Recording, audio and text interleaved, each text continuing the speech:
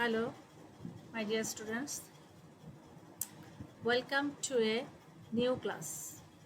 Today I am going to discuss on another new topic of your syllabus. Before going to discussion, I want to introduce myself. This is Shushminta Kormakar, Assistant Teacher, Horide Vidyayata, Kumilla.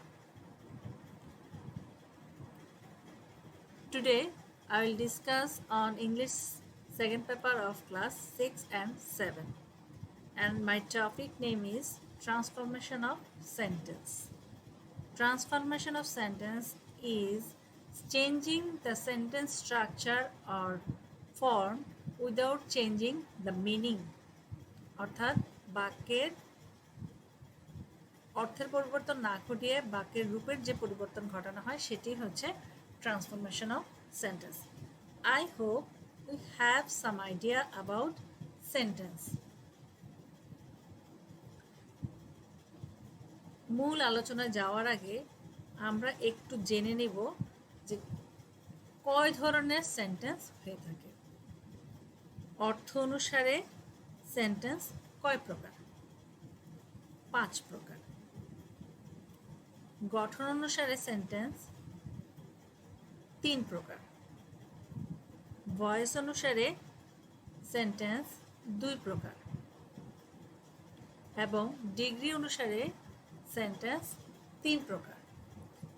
অর্থাৎ transformation of sentence করার সময় আমাদেরকে অবশ্যই এই জিনিসটি খেয়াল রাখতে হবে যে যখন আমরা ট্রান্সফরমেশন অফ সেন্টেন্স করব অর্থাৎ সেন্টেন্সের পরিবর্তনটি করব তখন এই 5 অর্থ অনুসারে যে সেন্টেন্সগুলো তাদের নিজেদের মধ্যে পরিবর্তন হবে, গঠন অনুসারে অর্থাৎ স্ট্রাকচার অনুসারে যে 3 প্রকার রয়েছে সেই 3 প্রকারের মধ্যে পরিবর্তন হবে, ভয়েস অনুসারে যে 2টি প্রকার রয়েছে তাদের নিজেদের মধ্যে সে পরিবর্তন হবে। একইভাবে ডিগ্রি অনুসারে যে সেন্টেন্স রয়েছে সেটার তারা সেই 3টি প্রকারের মধ্যে পরিবর্তনটি করতে হবে।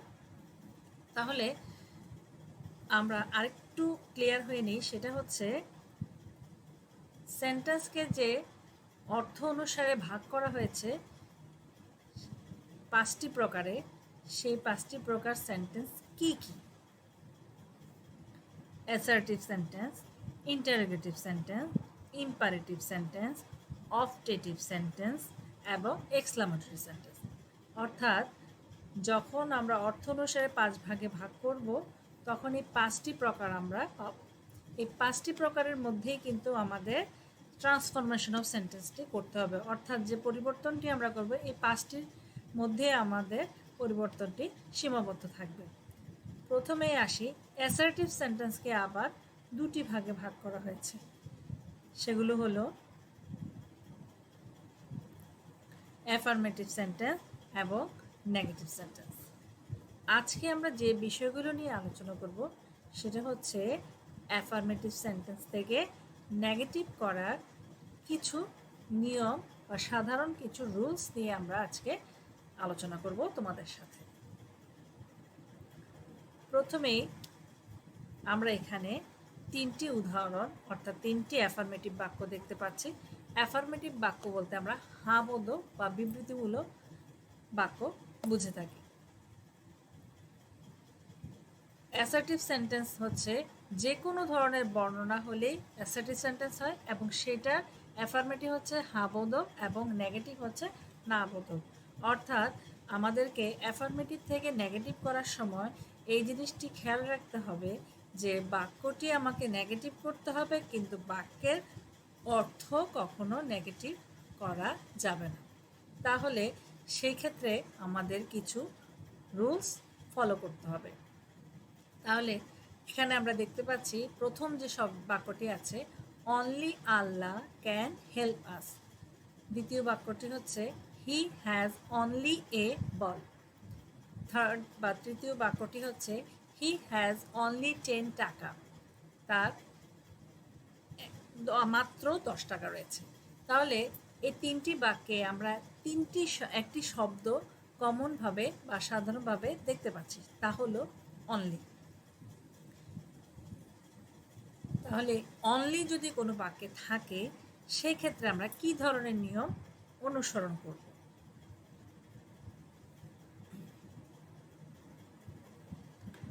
অনলি অথবা অ্যালোন অথবা মেয়ারলি যদি থাকে তাহলে সেই স্থানে none but nothing but not more than or not less দেন বসাতে হয়। অর্থাৎ অনলি থাকুক বা অ্যালোন থাকুক বা মেয়ারলি থাকুক, সেখানে আমাদেরকে নান বাট বসাতে হবে।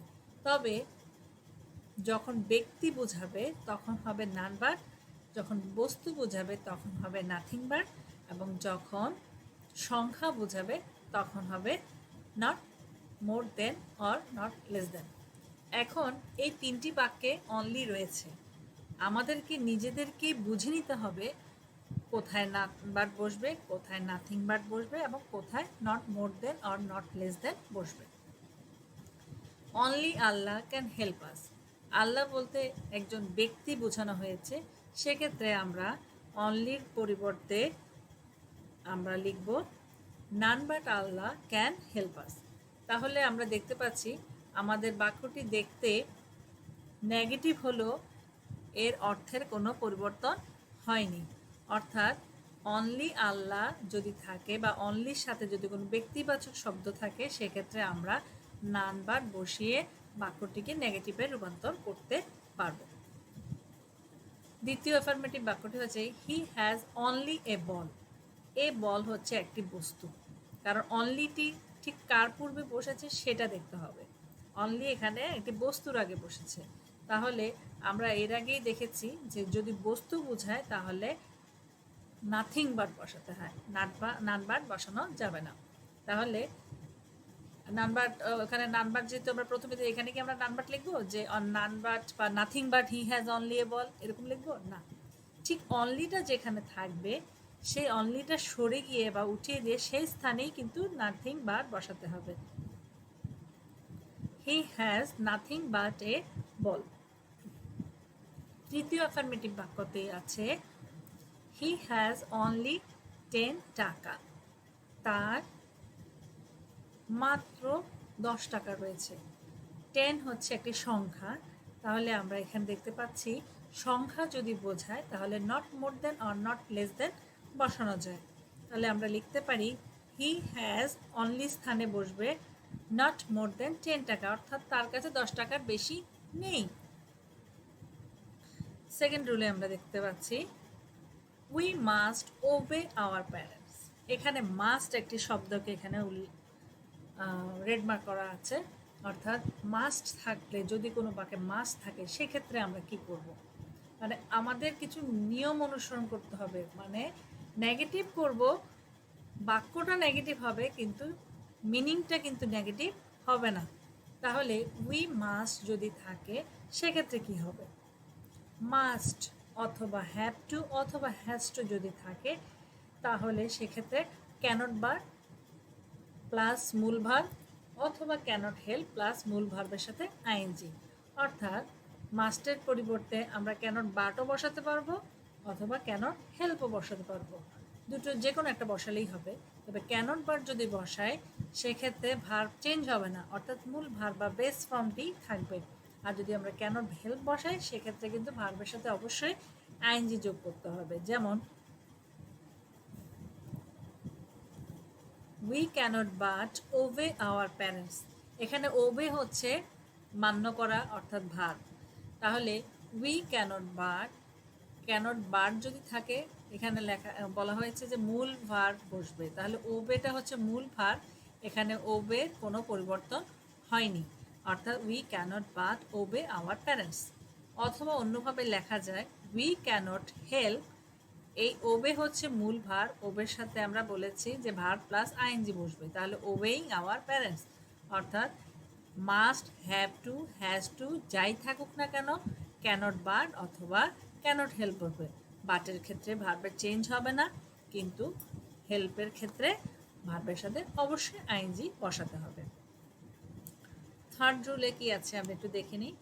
এখানে দুটি বাক্য আছে, একটা হচ্ছে both Dolon and Nila were excited, আবার দ্বিতীয় বাক্যে আছে he was obedient and gentle. তাহলে এখানে দুটি বাক্যে আমরা অ্যান্ড দেখতে পাচ্ছি, কমনভাবে আছে, এবং একটা বাক্যে শুধু আছে বোথ দোলন অ্যান্ড নীলা, এখানে বোথ শব্দটি অতিরিক্ত দেওয়া আছে। বোথ অ্যান্ড এর স্থানে নট অনলি এবং বাট অলসো হয়, অর্থাৎ বোথ অ্যান্ড দ্বারা যদি দুটি নাউন ভার্ব অ্যাডজেক্টিভ অ্যাডভার্ব যুক্ত হয়, যেমন বোথ দোলন অ্যান্ড নীলা, এখানে দোলন হচ্ছে একটি নাউন, নীলাও হচ্ছে একটি নাউন, অর্থাৎ নাউন ভার্ব অ্যাডজেক্টিভ অ্যাডভার্ব যে কোনো কিছুই হতে পারে। সেক্ষেত্রে প্রথম নাউন ভার্ব অ্যাডজেক্টিভ অ্যাডভার্বের পূর্বে নট অনলি, অর্থাৎ দোলন যে নাউনটি রয়েছে অর্থাৎ বোথ যেখানে আছে বোথের পরিবর্তে বসবে নট অনলি, এবং দ্বিতীয় যে নাউনটি অ্যান্ড দ্বারা যুক্ত হয়েছে সেক্ষেত্রে হবে বাট অলসো। আবার শুধুমাত্র যদি অ্যান্ডও থাকে সেক্ষেত্রেও কিন্তু একই নিয়ম প্রযোজ্য হবে, অর্থাৎ প্রথম বাক্যে আছে বোথ প্লাস অ্যান্ড, দ্বিতীয় বাক্যে শুধুমাত্র অ্যান্ড দেওয়া আছে, তাহলে দুটো ভার্ব হতে পারে, দুটো নাউন হতে পারে, দুটো অ্যাডভার্ব হতে পারে, দুটো অ্যাডজেক্টিভ হতে পারে, যে কোনো কিছু দুটো যদি অ্যান্ড দ্বারা যুক্ত হয় সেক্ষেত্রে নট অনলি বাট অলসো হবে। সেটা যদি বোথ প্লাস অ্যান্ড হয় সেক্ষেত্রেও নট অনলি বাট অলসো হবে, এবং যদি শুধু অ্যান্ড হয় সেক্ষেত্রেও হবে, অর্থাৎ যে দুটি নাউন বা যে দুটি অ্যাডজেক্টিভ বা যে দুটি ভার্ব যুক্ত হবে প্রথমটির পূর্বে নট অনলি এবং দ্বিতীয়টির পূর্বে বাট অলসো। অর্থাৎ আমরা একটু দেখি, not only Dolon but also Nila, অর্থাৎ বোথের পরিবর্তে বসেছে নট অনলি, এবং প্রথম নাউন দোলনের পরিবর্তে বসেছে নট অনলি, এবং দ্বিতীয় নাউন নীলার পূর্বে বসেছে বাট অলসো, অর্থাৎ not only Dolon but also Nila were excited. একইভাবে he was obedient and gentle, obedient হচ্ছে একটি অ্যাডজেক্টিভ, জেন্টেলও একটি অ্যাডজেক্টিভ, অর্থাৎ হি একটি সাবজেক্টের দুটি গুণের কথা এখানে অ্যান্ড দ্বারা যুক্ত হয়েছে। তাহলে দুটি অ্যাডজেক্টিভ যদি অ্যান্ড দ্বারা যুক্ত হয় তাহলে প্রথম অ্যাডজেক্টিভের পূর্বে নট অনলি এবং দ্বিতীয় অ্যাডজেক্টিভের পূর্বে বাট অলসো বসাতে হবে। তাহলে এই বোথ প্লাস অ্যান্ড থাকলে আমরা কি বসাবো? নট অনলি এবং বাট অলসো। আবার যদি বোথ না থাকে শুধু অ্যান্ড থাকে সেক্ষেত্রেও কিন্তু একই সূত্র আমরা অনুসরণ করব। Every mother loves her child, এ ধরনের বাক্য থাকলে আমরা কি করব? Every one, everybody, every person, অথবা এভরি প্লাস যে কোনো কমন নাউন যদি থাকে, ঠিক আছে, যেমন এভরি ওয়ান যদি থাকে, এভরিবডি যদি থাকে, এভরি পারসন যদি থাকে, অথবা এভরির সাথে কমন নাউন, এখানে আমাদের এভরির সাথে মাদার একটি কমন নাউন দেওয়া আছে, তাহলে সেক্ষেত্রে কি হবে? অথবা যদি অলও থাকে, অল থাকে, এভরি ওয়ানও থাকতে পারে, এভরিবডি থাকতে পারে, এভরি পারসন থাকতে পারে, এভরি প্লাস কমন নাউন অর্থাৎ এভরি প্লাস মাদার এরকম যেভাবে আছে, অথবা অল থাকতে পারে। সেক্ষেত্রে আমরা এই এভরিকে উঠিয়ে দিয়ে এইগুলো এভরির পরিবর্তে বা এভরি অলের পরিবর্তে আমরা বসাবো there is no, there is no বসাবো, এবং সাথে যে যুক্ত শব্দটি আছে অর্থাৎ মাদার শব্দটি আছে সেটি বসবে, প্লাস একটি বাট বসবে। তাহলে আমাদের বাক্যটি হবে এইভাবে, there is no mother but loves her child. তাহলে এভরির পরিবর্তে আমরা দেয়ার ইজ নো বসিয়েছি, এভরির সাথে যে শব্দটি রয়েছে মাদার সেটা যাই আছে তাই দিয়েছি, এবং তারপরে একটি বাট বসিয়েছি এবং বাক্যের বাকি অংশ দিয়েছি। তাহলে এভাবে আমরা খেয়াল রাখবো যে every one, everybody, every person, every plus common noun অথবা অল যদি থাকে সেক্ষেত্রে ওই অলের পরিবর্তে, এভরিওয়ানের পরিবর্তে বা এভরির যে কোনো এভরির পরিবর্তে আমরা দেয়ার ইজ নো বসাবো, এবং সাথে যুক্ত শব্দটি বসিয়ে একটা বাট দিয়ে আমরা বাক্যটি নেগেটিভ করতে পারবো। As soon as the thief saw the police, he ran away. যেই না মাত্র চোরটি পুলিশকে দেখলো সে পালিয়ে গেল। As soon as একটি এখানে শব্দ আছে, সেক্ষেত্রে যদি এই ধরনের বাক্য থাকে আমরা কিভাবে নেগেটিভ করব? As soon as যদি থাকে তাহলে no sooner had plus subject plus ভার্বের পাস্ট পার্টিসিপল, তারপর দেন বসাতে হবে। যেমন as soon as এর পরিবর্তে আমরা বসাবো no sooner had, as soon এর পরিবর্তে আমরা বসাবো no sooner had। এখানে সাবজেক্ট কি? as soon as the thief হচ্ছে এখানে সাবজেক্ট, এই the thief হচ্ছে সাবজেক্ট, তাহলে as soon as এর পরিবর্তে বসাবো আমরা হচ্ছে no sooner had, এর পরে সাবজেক্টের পরে ভার্বের পাস্ট পার্টিসিপল, এখানে ভার্ব কোনটা? saw এর পাস্ট পার্টিসিপল, তারপরে বাকি অংশ যা আছে, তারপরে নেক্সট যে সেকেন্ড ক্লজটা থাকবে সেই সেকেন্ড ক্লজের পূর্বে একটা দেন বসবে। as soon as no sooner had the thief saw হয়ে গেছে ভার্বের পার্টিসিপল সিন, দ্য পুলিশ, এবং সেকেন্ড ক্লজের পূর্বে হচ্ছে দেন হি র্যান। এইভাবে আমরা অ্যাফার্মেটিভ বাক্যগুলোকে নেগেটিভ করতে সক্ষম হব। তাহলে আমরা আজকে যে কটা নিয়মে আমরা আলোচনা করেছি সেগুলো তোমরা বইতে পাবে বা নিজেরা আজকের ক্লাস থেকে তোমরা নিজেরা একটু বাসায় প্র্যাকটিস করবে, তাহলে মনে হবে যে ট্রান্সফরমেশনের মতো সহজ কোনো বিষয় নাই। অনেকে এটাকে অনেক কঠিন মনে করে। তোমরা অবশ্যই প্র্যাকটিস করবে এবং যদি কোথাও কোনো সমস্যা হয় তোমরা বলবে যে আমরা কিভাবে সেটা সহজ করা যায়, সেই জন্য আমরা চেষ্টা করব। So thank you for today and be safe at your home.